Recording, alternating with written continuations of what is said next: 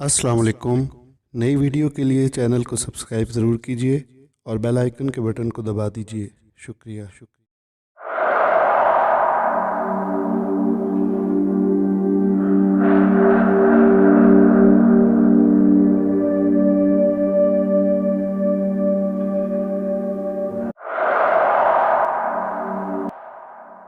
ये नाकाबिले फरामोश और इबरतनाक हादसा नवंबर के पुराने किला में पेश आया था। मैं जिस ज़माने का जिक्र कर रहा हूँ, इस ज़माने में नवंबर का ये पुराना किला सियाहों के लिए कुछ ज़्यादा कशिश न रखता था। इसकी बड़ी वजह यह थी कि जर्मनी के इस दूर अफ्तादा और बहुत पुराने शहर तक पहुँचने की सहूलतें कुछ ज़्यादा न थीं और बहुत कम लोग ऐसे थे जो दूर दराज का सफ़र तय करके और सैकड़ों मुसीबतें बर्दाश्त करने के बाद नवंबर्ग पहुंचते थे। दूसरी जंग अजीम के दौरान में नाजियों ने नवंबर्ग को बड़े पैमाने पर इस्तेमाल किया, इसलिए इसकी शोहरत दूर दूर तक फैल गई। और जब सैरो सियाहत से दिलचस्पी रखने वालों को पता चला कि नवंबर्ग में 12वीं सदी ईस्वी की इमारतों के आसार मौजूद हैं, तो वो इसे देखने के लिए जौक दर जौक आने लगे। इन दिनों मेरी शादी हुए 2 ही हफ्ते गुजरे थे और हम मियाँ बीवी यूरोप के कई मुल्कों की सैर करते हुए एक रोज़ फ्रैंकफर्ट के रेलवे स्टेशन पर उतरे तो हमारी मुलाकात जॉन से हुई। वो खूबसूरत नौजवान निहायत बातूनी और मस्खरेपन की हद तक हंसमुख अमरीकी सियाह था, जिसने जल्द ही हमसे गहरी दोस्ती कर ली। वो मुंह टेढ़ा करके जब तेज़ी से अंग्रेज़ी बोलता तो मेरी बीवी के लिए अपनी हंसी जब्त करना मुश्किल हो जाता। जॉन की बातें बड़ी दिलचस्प होती। वो अपनी बहादुरी और सियाहत के ऐसे ऐसे अजीब किस्से बयान करता कि हैरत होती थी। अगरचे मुझे बाद में एहसास हो गया कि वो झूठ बोलने के फ़न में अपना सानी नहीं रखता, ताहम ऐसे साथी की मौजूदगी हमारे लिए बहुत अच्छी साबित हुई और वो तफरीह का बहुत उम्दा ज़रिया बन गया। नवंबर्ग का किला देखने की तजवीज़ भी इसने पेश की थी और मेरी बीवी एमेलिया को ऐसी इमारतें देखने का अजहद शौक़ था। वो फ़ौरन आमादा हो गई। नवंबर्ग दरियाए पैकनीज के दोनों किनारों पर आबाद है। एक हिस्सा पुराना शहर कहलाता है और दूसरा हिस्सा नया शहर। पुराना शहर तमाम तर करोने वस्ता के रोमन फन तामीर का बहुत अच्छा नमूना है। यहाँ शहर के चारों तरफ ऊंची फसील है, जिसमें 4 बड़े दरवाजे 128 सीढ़ियाँ हैं। शहर का ये हिस्सा ज़्यादातर पहाड़ों के ऊपर आबाद है, जो शुमाल से मगरिब की जानिब फैलती चली गई हैं, और इसी मुकाम पर सुर्ख पत्थरों का बना हुआ वो अजीमुशान किला वाक़या है, जिसके एक कमरे में ये इबरतनाक हादसा पेश आया था, जो मैं आगे चलकर बयान करने वाला हूँ। नवंबर्ग का कदीम कस्बा इस किला से नीचे आबाद है। चूँकि ये किला सबसे ऊंची चट्टान पर तामीर किया गया है, इसलिए इसकी फसील से शहर का नज़ारा बड़ी आसानी से किया जा सकता है। किला की शुमाली फसील के साथ साथ एक बहुत गहरी खाई है, जो सदियों से पानी न मिलने की वजह से प्यासी है। रोमन बादशाहों के अहद हुकूमत में ये खाई, जिसे देखकर खौफ पैदा होता है, यकीनन पानी से भरी रहती होगी और खुदा ही बेहतर जानता है कि इसमें कितने आदमी गिरकर हलाक हुए होंगे। मुझे बताया गया था कि अक्सर मुजरिमों को जब अजियतें दे देकर हलाक किया जाता तो उसके बाद लाशों को खाई में फेंक दिया जाता था। उन दिनों इसकी गहराइयों में गोश्तखोर मछलियाँ भी बड़ी तादाद में परवरिश की गई थीं। ये लाशें इन मछलियों का मन भाता खा जाती। इस खुश खाई ने ज़मीन का बहुत सा हिस्सा घेर रखा था, इसलिए नवंबर्ग के गवर्नर ने इसे इस्तेमाल करने का अजीब तरीका इख्तियार किया। इसने यहाँ दरख्तों और पौधों की बहुत सी किस्में लगवा दी थीं और कहीं कहीं फूलों के तख्ते बहार दिखा रहे थे। किले की फसील के साथ इनका नज़ारा बहुत ही भला मालूम होता है। फसील से इसकी गहराई अंदाज़न 50-60 फीट होगी। इससे पुराने शहर के मकानात दिखाई देते हैं, जिनकी सुर्ख सुर्ख ढलवान छतें तेज धूप में खूब चमकती हैं। दाएं जानिब किला की फसील के साथ ही वो छोटी बड़ी बुर्जियां और गुंबद दूर तक फैले हुए थे, जिनमें पहरेदार रहा करते थे, और इन्हीं के दरमियान एक बड़े से गुंबद के नीचे किला का सबसे अहम कमरा बना हुआ था, जिसे खास तौर पर देखने के लिए हम यहाँ आए थे। ये वो कमरा था जो सैकड़ों आदमियों की जानें ले चुका था। इसी कमरे में वो अजीबो गरीब मशीनें रखी हुई थीं, जिनकी मदद से इंसान सदियों से अपने ही जैसे इंसानों पर जुल्म, अजियत और अजाब के तरीके आजमाता चला आया है। यहाँ बादशाह मुजरिमों को ऐसी हौलनाक सजाएं देते थे कि आज भी इन्हें सुनकर रोंगटे खड़े हो जाते हैं। हमने फैसला किया कि पूरे किले की सैर कर लें और फिर इस हैबतनाक कमरे को सबसे आखिर में देखें, تاکہ ہماری طبیعتیں یہ ناخوشگوار اثر کم سے کم قبول کریں۔ اسی دوران میں ہم تینوں ذرا آرام کے لیے فصیل کے قریب جا کھڑے ہوئے اور جھک کر کھائی میں لگے ہوئے پھولوں کے تختوں اور درختوں کو دیکھنے لگے۔ تیز اور روشن دھوپ میں یہ نظارہ آنکھوں کے لیے بڑا فرحت انگیز اور خوشگوار تھا۔ رنگ برنگ پھولوں کے تختے بڑے بڑے خوشنما قالینوں کی صورت میں ہمارے سامنے جھومنے لگتے اور ہمیں یوں محسوس ہوتا جیسے قدرت کے بنائے ہوئے ان حسین قالینوں میں حرکت پیدا ہو گئی ہے۔ قلعے کی سیر کرتے ہوئے ہم واقعی تھک گئے تھے اور اب کچھ دیر آرام کرنا چاہتے تھے، مگر وہاں بیٹھنے کی کوئی جگہ نہ تھی۔ جگہ ہوتی بھی تو اس کھلے آسمان تلے دھوپ میں بیٹھتے بھی کہاں۔ دفعتاً میری بیوی نے ایک انگلی سے ایک جانب اشارہ کیا اور ہم نے جھک کر ادھر دیکھا تو ایک عجیب تماشا نظر آیا۔ سیاہ رنگ کی ایک بڑی بلی جس کی کھال دھوپ میں چمک رہی تھی فصیل کے عین نیچے دھوپ میں آرام سے لیٹی تھی، اور اس کا بچہ جس کا رنگ بھی سیاہ تھا قریب ہی کھیل رہا تھا۔ بلی اپنی دم ہلاتی اور بچہ اس کی طرف جھپٹتا، کبھی وہ دم پر پنجہ مارتا اور کبھی اسے اپنے منہ میں دبا لیتا اور پھر زور لگا کر اپنی ماں کو گھسیٹنا چاہتا۔ بلی اپنے پاؤں کو جنبش دے کر بچے کو آہستہ سے پرے دھکیل دیتی اور دم زور زور سے ہلانے لگتی۔ اس پر بچہ اور جوش میں آ کر اچھلنے کودنے لگتا۔ غالباً اسے اس کھیل میں بڑا مزہ آ رہا تھا۔ چند منٹ تک ہم تینوں نہایت دلچسپی سے یہ تماشا دیکھتے رہے۔ پھر یکایک امریکی نوجوان نے قریب پڑا ہوا ایک پتھر اٹھایا اور ہنس کر بولا، ذرا دیکھنا، میں آپ لوگوں کو ایک اور دلچسپ کھیل دکھاتا ہوں۔ میں یہ پتھر ان کے قریب پھینکتا ہوں، وہ دونوں حیران ہوں گے کہ پتھر کہاں سے آن گرا۔ ارے یہ کیا غضب کرتے ہو، میری بیوی نے اسے روکتے ہوئے کہا، وہ ڈر جائیں گے، کیوں ان کا مزہ کرکرا کرنے کی فکر میں ہو؟ مادام آپ قطعاً نہ گھبرائیے، یہ کھیل اور دلچسپ بن جائے گا۔ اچھا بھائی، تمہاری مرضی، مگر خدا کے لیے ذرا احتیاط سے پتھر پھینکنا، کہیں تم اس پیارے سے ننھے بچے کو زخمی نہ کر دو۔ اجی آپ خواہ مخواہ ڈرتی ہیں، کیا میں بچہ ہوں جو ایسی بے احتیاطی کروں گا؟ امریکی نوجوان نے گردن ہلا کر کہا، مادام میں تو ایسا رحم دل آدمی ہوں کہ میں نے آج تک کسی چیونٹی کو بھی نہیں مارا، لیکن شیر اور چیتے ہلاک کرتا رہا ہوں۔ میں نے لقمہ دیا۔ وہ کہکا لگا کر ہنسا اور اپنا ہاتھ بڑھا کر پتھر نیچے پھینک دیا۔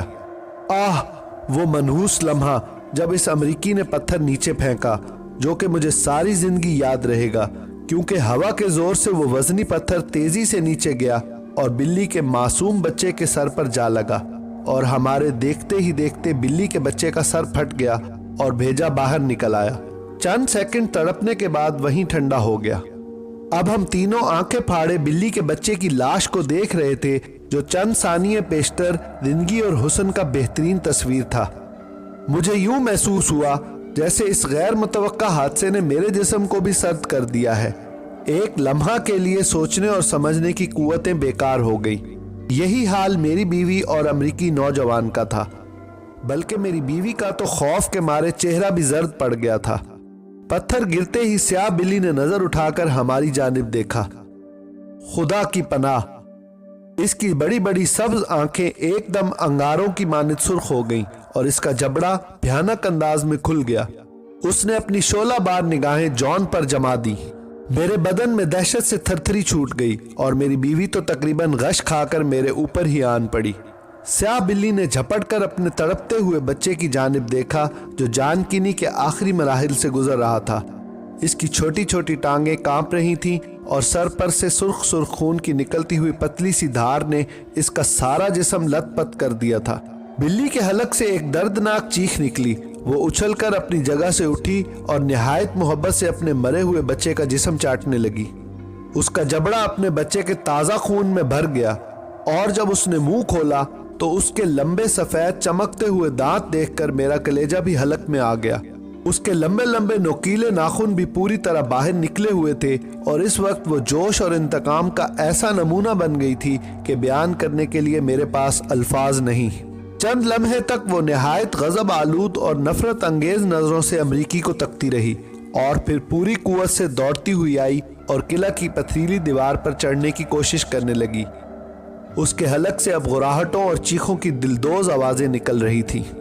بلی کا یہ غیظ و غضب اور نفرت کی حالت دیکھتے ہوئے مجھے یقین تھا کہ اگر اس کا بس چلے تو وہ امریکی نوجوان کی بوٹیاں اڑا دے گی۔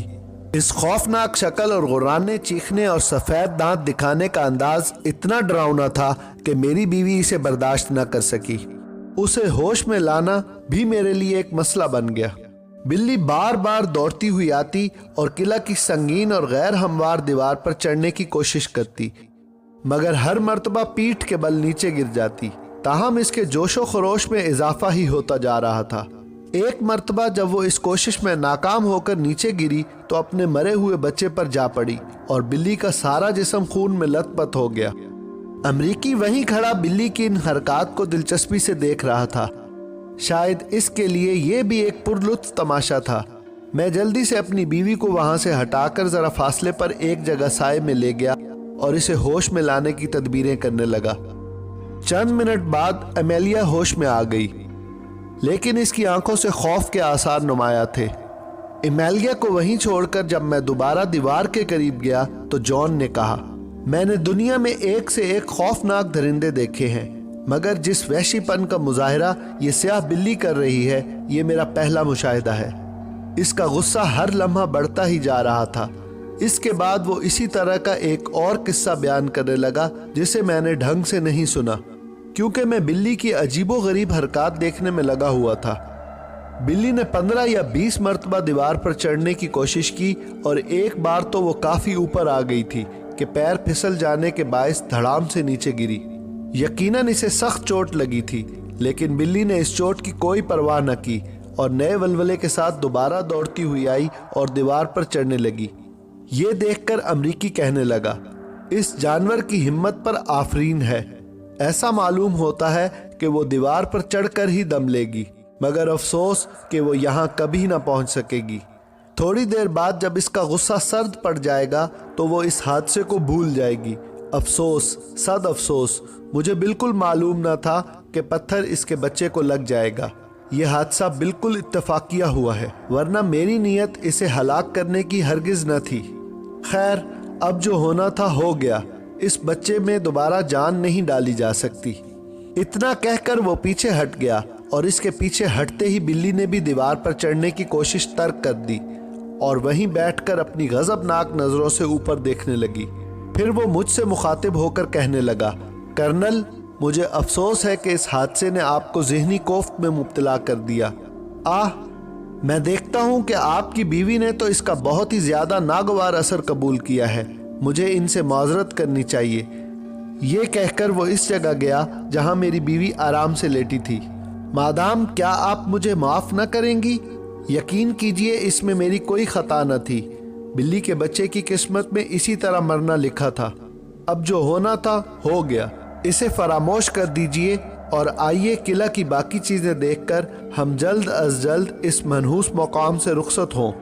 ہم تینوں ادھر سے گزرتے ہوئے جب فصیل کے قریب آئے تو غیر ارادی طور پر ہم نے نیچے جھانکا۔ سیاہ بلی اسی طرح بیٹھی اوپر دیکھ رہی تھی۔ جو ہی امریکی کا چہرہ اسے نظر آیا، اس نے وہیں سے چھلانگ لگائی۔ اس کے دونوں پنجے اس انداز میں باہر نکلے ہوئے تھے جیسے وہ امریکی کا منہ نوچ لینا چاہتی ہے، مگر وہ حسب معمول پھر نیچے جا پڑی۔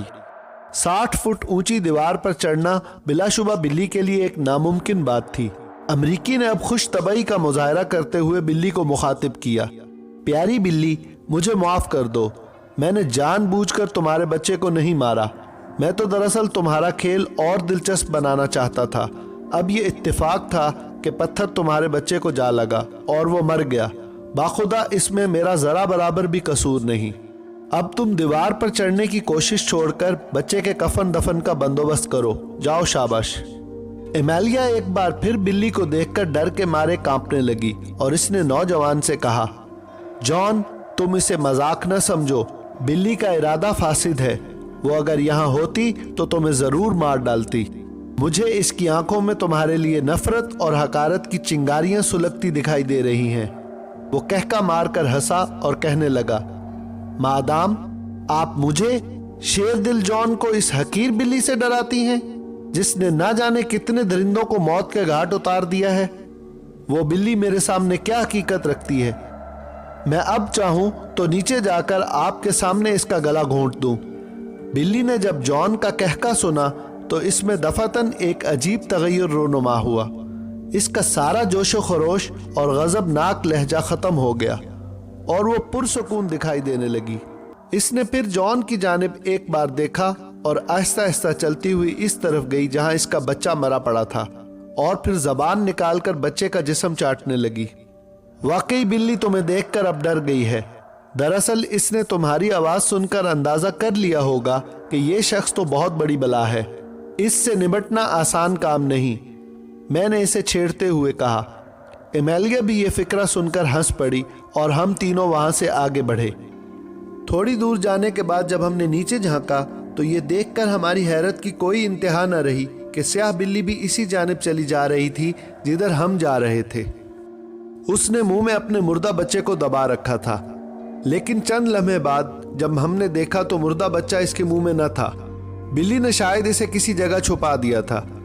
اسے پراسرار انداز میں تعقب کرتے دیکھ کر ایمیلیا پر پھر خوف طاری ہونے لگا اور اس نے امریکی کو ہوشیار رہنے کی تاکید کی، مگر وہ بے پرواہی سے ہنسا اور کہنے لگا، مادام آپ کو اس بلی سے ڈرنے کی قطعاً ضرورت نہیں، اگر وہ ہمارے پیچھے آتی ہے تو آنے دیجیے، بھلا وہ میرا کیا بگاڑ سکتی ہے، اور فرض کیجئے اگر اس کا ارادہ مجھے نقصان پہنچانے کا ہے تو میں ابھی آپ کے سامنے اس کا خاتمہ کیے دیتا ہوں۔ یہ کہہ کر اس نے اپنی کمر سے بندھا ہوا پستول نکالنا چاہا۔ زیادہ سے زیادہ یہی ہوگا نا کہ ایک بلی کو مارنے کے جرم میں چند منٹ کے لیے پولیس مجھے پکڑ لے گی، وہ مجھے پھانسی پر لٹکانے سے تو رہے۔ ایمیلیا نے اسے پستول نکالنے سے روکا، ورنہ وہ ضرور بلی پر گولی چلا دیتا۔ جان نے ایک بار پھر نیچے جھانکا تو بلی اسے دیکھ کر غرائی اور پھر جلدی سے ایک پتھر کی آڑ میں ہو گئی۔ میں اس کی یہ حرکت دیکھ کر ششدر رہ گیا تھا۔ بلی کے یوں دبک جانے پر جان کے مہلک ارادے کا پتہ چل گیا تھا۔ بلی کے یوں دبک جانے پر جان نے فخریہ انداز میں ایمیلیا کی جانب دیکھا اور کہا، دیکھا مادام آپ نے، یہ شریر بلی اب مجھ سے ڈرنے لگی ہے۔ میرا خیال ہے کہ اسے یہاں سے لوٹ کر اپنے مردہ بچے کی حفاظت کرنی چاہیے، کہیں دوسری بلیاں اسے ہڑپ نہ کر لیں۔ جاؤ خالہ بلی، یہاں سے ٹل جاؤ، ورنہ میرا پستول خواہ مخواہ چل جائے گا۔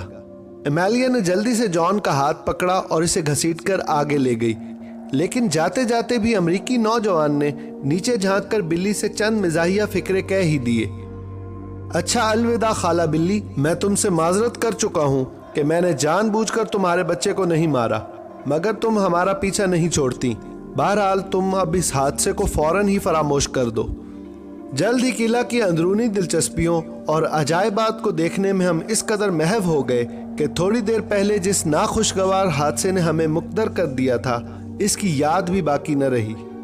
پھرتے پھراتے آخر کار ہم قلعہ کی سب سے زیادہ مشہور اور ہیبت ناک جگہ پر پہنچ ہی گئے، جہاں 900 سال بیشتر مجرموں اور جاسوسوں کو اذیتیں دے دے کر ہلاک کیا جاتا تھا۔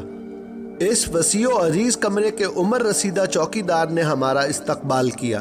وہ ہمیں دیکھ کر خاصا خوش نظر آتا تھا، کیونکہ چوکی دار کی بالائی آمدنی کا ذریعہ سیاحوں کی دی ہوئی بخشش ہی ہوتی ہے، اس لیے وہ ضرورت سے زیادہ ہماری جانب توجہ دے رہا تھا۔ وہ عرصہ دراز سے اس کمرے کا چوکی دار تھا اور یہاں رکھی ہوئی ہر شے کے متعلق اس کی معلومات حیران کن تھیں۔ جب ہم کمرے کے اندر داخل ہوئے تو ماحول کی تاریکی اور اس میں رکھی ہوئی عجیب اور پراسرار مشینوں اور ہتھیاروں نے ہمارے اعصاب پر برا اثر ڈالا۔ یہ گنبد نما کمرہ 2 حصوں پر مشتمل ہے۔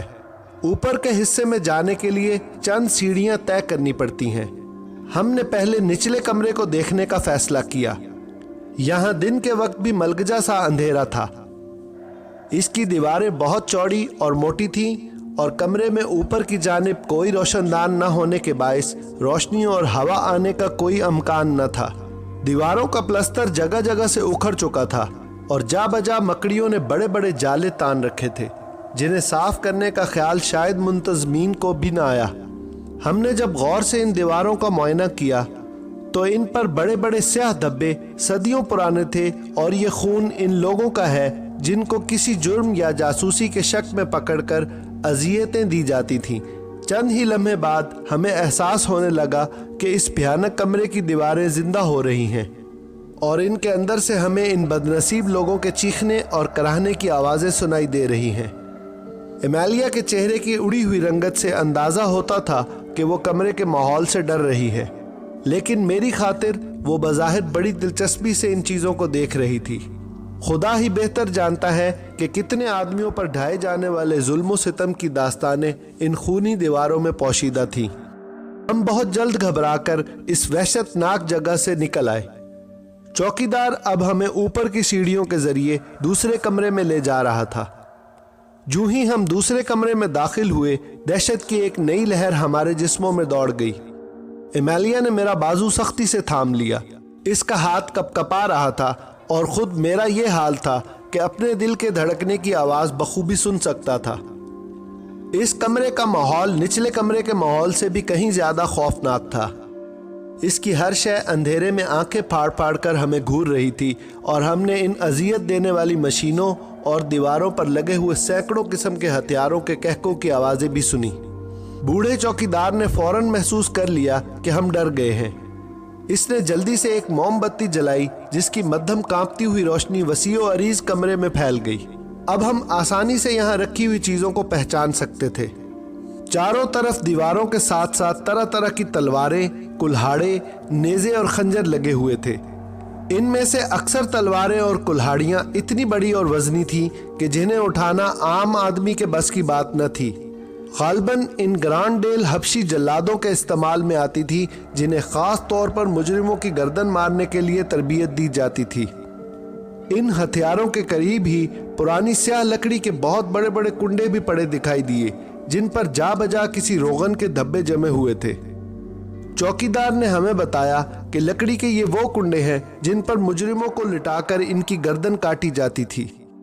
ہم نے جھک کر ان کنڈوں پر تلواروں کے گہرے نشان بھی دیکھے۔ کمرے کے ایک حصے میں وہ تمام چھوٹی بڑی مشینیں یکجا رکھی تھیں جو مجرموں اور جاسوسوں کو اذیت پہنچانے کے لیے استعمال کی جاتی تھیں۔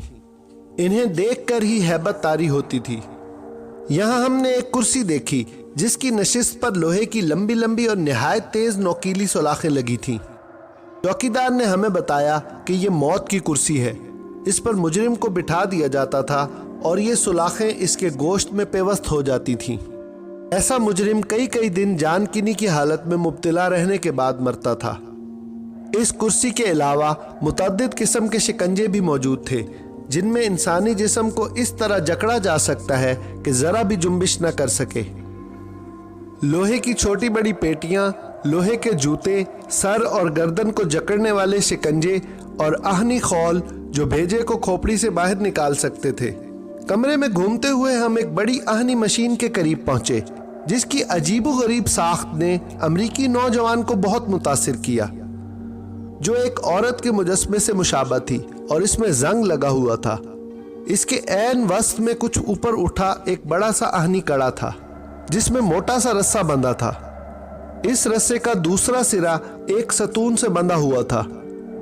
چوکیدار نے بتایا کہ اس مشین کو آئرن ورجن کہتے ہیں اور مجرم کو ہلاک کرنے کے لیے اس مشین سے زیادہ بہتر کوئی مشین نہیں۔ آپ اسے غور سے دیکھیے، یہ برسوں تک خون میں نہا چکی ہے اور اب بھی اس کے ایک حصے پر خون کی جمی ہوئی تہ آپ دیکھ سکتے ہیں۔ چوکیدار نے ستون سے بندھا ہوا موٹا رسہ کھولا اور قوت سے اسے کھینچنے لگا۔ اب ہم نے حیرت سے اس مشین کے اوپر بنا ہوا ایک چھوٹا سا دروازہ دیکھا جو گڑ گڑاہٹ کی آواز کے ساتھ آہستہ آہستہ اوپر اٹھنے لگا۔ یہ آہنی دروازہ بہت بھاری تھا کیونکہ اسے کھینچتے ہوئے بوڑھا چوکیدار جلد ہی ہانپنے لگا، تاہم اس نے دروازہ پوری طرح اوپر اٹھا دیا جس پر بہت سی نوکدار سلاخیں لگی ہوئی تھیں اور ہمیں مشین کے اندر دیکھنے کا اشارہ کیا۔ آہنی دروازہ اٹھنے کے بعد مشین کے اندر اتنی جگہ تھی جس میں ایک آدمی آسانی سے لیٹ سکتا تھا۔ چوکیدار نے ہمیں بتایا، اب آپ سمجھ گئے ہوں گے کہ یہ مشین کس کام آتی تھی۔ ملزم کے ہاتھ پیر باندھ کر اس مشین کے اندر خالی جگہ میں لٹا دیا جاتا تھا اور لوہے کے اس سلاخدار دروازے کو آہستہ آہستہ نیچے گرایا جاتا۔ بد نصیب قیدی جب ان خوش آشام سلاخوں کو اپنی آنکھوں اور جسم کی طرف بڑھتے دیکھتا تو موت کے لرزہ خیز خوف سے جرم کا اقبال کر لیتا اور سارے راز اگل دیتا۔ لیکن بعض ایسے مجرم بھی تھے جو اس حالت میں بھی زبان نہ کھولتے تو رسے کو فوراً چھوڑ دیا جاتا اور یہ آہنی دروازہ پوری قوت سے نیچے گر جاتا اور سلاخیں قیدی کے تمام جسم میں پیوست ہو جاتی اور وہ آنن فانن موت سے ہمکنار ہو جاتا۔ ایمیلیا کے منہ سے ہلکی سی چیخ نکلی اور وہ دوڑتی ہوئی کمرے سے باہر نکل گئی۔ میں اس کے پیچھے گیا۔ خدا کے واسطے مجھے اس منحوس جگہ سے فوراً لے چلو، میں یہاں اب ایک لمحہ کے لیے بھی نہیں ٹھہر سکتی، ورنہ میرے دل کی حرکت بند ہو جائے گی۔ میں نے اسے دلاسا دیا اور کہا ہم تو صرف یہاں کے عجائبات دیکھنے آئے ہیں اور ہمارے ساتھ ایک مہمان بھی ہے، وہ کیا خیال کرے گا۔ میں اسے سمجھا بجھا کر جب واپس کمرے میں لایا تو امریکی نوجوان اس مشین کے پاس کھڑا اس کا بغور معائنہ کر رہا تھا۔ مجھے آتے دیکھ کر بولا، آپ کی بیوی بہت کمزور دل کی خاتون ہے، بلا شبہ انہیں یہاں نہیں آنا چاہیے تھا۔ میں نے آپ کی غیر حاضری میں اس مشین کے بارے میں بعض دلچسپ باتیں چوکیدار سے معلوم کی ہیں۔ میں نے اپنے ملک کے ریڈ انڈین باشندوں کے متعلق بڑی بڑی داستانیں سنی تھی کہ وہ اپنے دشمنوں اور حریفوں کو عجیب عجیب سزائیں دیتے تھے، مگر یہ مشین بے مثال ہے۔ خدا کی پناہ، مجھے تو اس کے تصور ہی سے اذیت ہوتی ہے، لیکن میں اپنا تجربہ مکمل کر کے ہی واپس جاؤں گا۔ کیا کہتے ہو، کیسا تجربہ؟ میں نے حیرت سے پوچھا۔ وہ مسکرایا اور کہنے لگا، یہی معمولی سا تجربہ، میں خود کو 1 منٹ کے لیے اس مشین کے اندر لیٹ کر دیکھنا چاہتا ہوں کہ لوہے کا یہ سولاخ دار دروازہ کس طرح آہستہ آہستہ نیچے آتا ہے۔ نہیں نہیں، ایمیلیا نے کانپتی ہوئی آواز میں کہا، خدا کے واسطے جان، ایسا نہ کرنا، کیا تم پاگل ہو گئے ہو؟ آپ جو چاہے سمجھے، مگر میں یہ تجربہ کر کے رہوں گا۔ جان نے اصرار کیا، اگر آپ ڈرتی ہیں تو تھوڑی دیر کے لیے کمرے سے باہر چہل قدمی کیجیے۔ میں آپ سے کتنی مرتبہ کہہ چکا ہوں کہ میں ڈرپوک آدمی نہیں ہوں۔ نہ جانے اب تک کیسے کیسے واقعات مجھ پر بیت چکے ہیں، آپ یقین نہیں کریں گی، لیکن یہ حقیقت ہے کہ ایک مرتبہ مونٹانا کے جنگل سے میں گزر رہا تھا کہ دشمنوں نے مجھے مار ڈالنے کے لیے جنگل میں آگ لگا دی۔ میں رات بھر ایک مرے ہوئے گھوڑے کے اندر چھپا رہا، تب جان بچی۔ اسی طرح نیو میکسیکو میں مجھے سونے کی ایک کان میں جو حادثہ پیش آیا وہ بڑا خوفناک تھا۔ 2 روز تک میں ایک غار میں قید رہا جس کے دروازے پر ایک بڑا پتھر آن گرا تھا۔ غور کیجئے، جب ایسے عظیم حادثوں سے میں بچ گیا تو اس 2 منٹ کے تجربے سے کیا قیامت برپا ہو جائے گی۔ میں نے دیکھا کہ وہ اپنے ہڈ کا پکا ہے اور یہ کام ضرور کر گزرے گا، تو کہا، اچھا، جو کچھ کرنا ہے جلدی کر لو، ہم اب یہاں زیادہ دیر نہیں ٹھہر سکتے، میری بیوی کی طبیعت ناساز ہو رہی ہے۔ امریکی نے مسخرے پن سے مجھے سلیوٹ کیا اور کہنے لگا، جو حکم جناب کا، بس ابھی فارغ ہوا جاتا ہوں۔ پھر وہ چوکیدار سے مخاطب ہوا جو امریکی نوجوان کے اس خطرناک تجربے میں مدد دینے پر راضی نہ ہوتا تھا۔ بڑے میاں، تم بھی ڈر گئے؟ یہ لو اپنی جیب گرم کرو۔ جان نے سونے کا ایک سکہ بوڑھے کی مٹھی میں دیتے ہوئے کہا، اب لپک کے ایک رسی سے میرے ہاتھ پاؤں باندھ کر اس مشین میں مجھے لٹا دو تاکہ میں اس تجربے کا وہی مزہ پا سکوں جو پرانے زمانے کے مجرموں کو ملتا تھا۔ بوڑھے چوکیدار کو پہلی مرتبہ اس معاملے کی نزاکت کا احساس ہوا۔ اس نے گھبرا کر کہا، جناب آپ یہ حرکت نہ کریں، اس میں جان کا خطرہ ہے۔ فرض کیجئے اگر رسہ میرے ہاتھ سے چھوٹ گیا تو؟ امریکی نے جوش میں آ کر کہا، بڑے میاں تمہیں زیادہ دیر تک رسہ پکڑنا نہیں پڑے گا، بس 1 یا 2 منٹ کا کام ہے، اس کے بعد میرا دوست مجھے مشین سے باہر نکال لے گا۔ تم فکر نہ کرو، اس تجربے کی ساری ذمہ داری مجھ پر ہے، کہو تو تحریر لکھ کر دے دوں؟ اچھا صاحب، جس طرح آپ کہتے ہیں کرتا ہوں، مگر براہ کرم باہر کسی سے اس کا ذکر نہ کیجیے گا، ورنہ میری ملازمت جاتی رہے گی، روزی کا معاملہ ہے صاحب۔ اجی تم پرواہ نہ کرو، ذرا جلدی سے رسی تلاش کرو۔ چوکیدار باہر گیا اور پتلی رسی کے 2 لمبے لمبے ٹکڑے لے کر آیا، اور پہلے اس نے جان کے دونوں ہاتھ پشت کی طرف باندھ دیے اور پیر باندھنے والا تھا کہ جان نے کہا، بڑے میاں ذرا ٹھہرو، تمہاری دعا سے میں کافی صحت مند ہوں، تم مجھے اٹھا کر اس مشین کے اندر لٹا نہیں سکو گے، اس لیے میں خود اس میں داخل ہو جاتا ہوں، بعد ازاں تم میرے پیر بھی باندھ دینا۔ یہ کہہ کر وہ اٹھا اور مشین کے اندر داخل ہو کر اس اطمینان سے لیٹ گیا جیسے کسی آرام دہ بستر پر سونے کا ارادہ رکھتا ہے۔ چوکیدار نے جلدی سے اس کی دونوں ٹانگیں باندھ دی۔ جان اب موت کی اس مشین میں بالکل بے بس پڑا تھا، لیکن خوف کی کوئی علامت اس کے چہرے پر ظاہر نہ ہوئی۔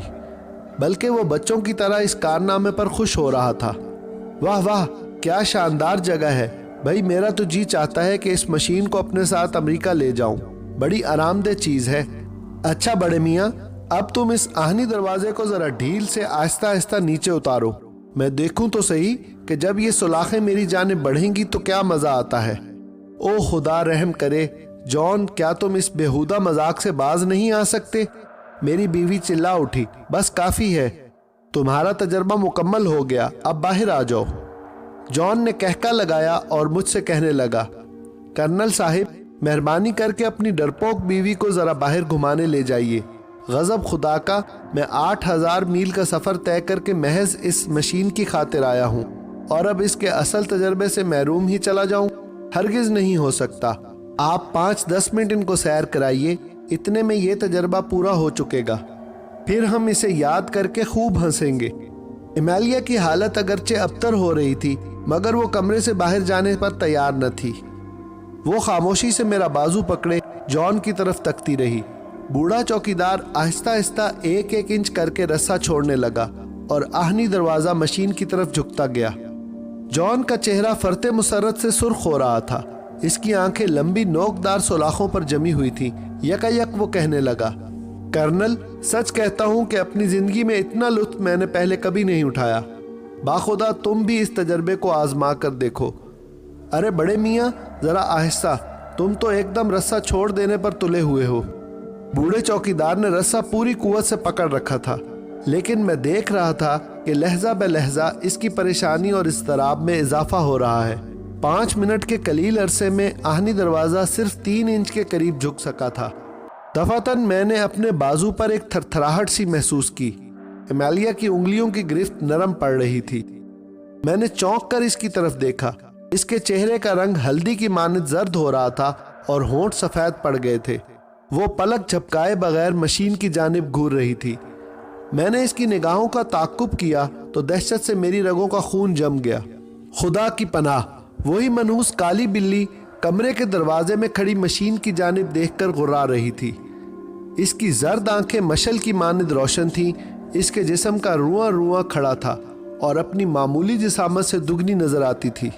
کمرے میں داخل ہوتے ہی وہ اپنا خون آلود جبڑا کھول کر آگے بڑھی۔ جان نے بھی اس کی آواز سن لی تھی، وہ وہیں سے چلایا، کرنل ذرا اس شریر کو دھتکار کر نکال دو۔ لیکن اس سے پیشتر کہ میں آگے بڑھتا، بلی نے اپنی لمبی دم کو گردش دی اور بجلی کی مانند اچھل کر بوڑھے چوکیدار پر حملہ کیا۔ بلی کا دایاں پنجہ چوکیدار کی آنکھ پر پڑا اور آنکھ باہر آ گئی۔ بوڑھے کے حلق سے ایک دلدوز چیخ نکلی، وہ لڑکھڑا کر زمین پر گرا اور موٹا رسا اس کے ہاتھ سے چھوٹ گیا۔ میں نے رسے کو پکڑنے کے لیے چھلانگ لگائی، میری انگلیوں نے اسے چھو لیا، مگر اگلے ہی لمحے رسا کڑے میں سے گزر چکا تھا۔ بد نصیب جان کے چہرے کی آخری جھلک میں مرتے دم تک نہ بھولوں گا۔ موت کے خوف سے اس کا چہرہ دھلے ہوئے کپڑے کی طرح سفید پڑ چکا تھا اور آنکھیں تارا بن گئی تھیں۔ آہنی دروازہ ایک دھماکے کے ساتھ بند ہو گیا۔ جان کے منہ سے آواز تک نہ نکل سکی اور اسی لمحے میری بیوی غش کھا کر دھڑام سے فرش پر گر گئی۔ میں نے ایمیلیا کو وہاں سے اٹھایا اور کمرے سے باہر برآمدے میں لے جا کر ایک بینچ پر ڈال دیا۔ اس وقت میرے ہوش و حواس بھی گم تھے۔ امریکی نوجوان کی بھیانک موت کا تصور خود میرے لیے جان لیوا تھا۔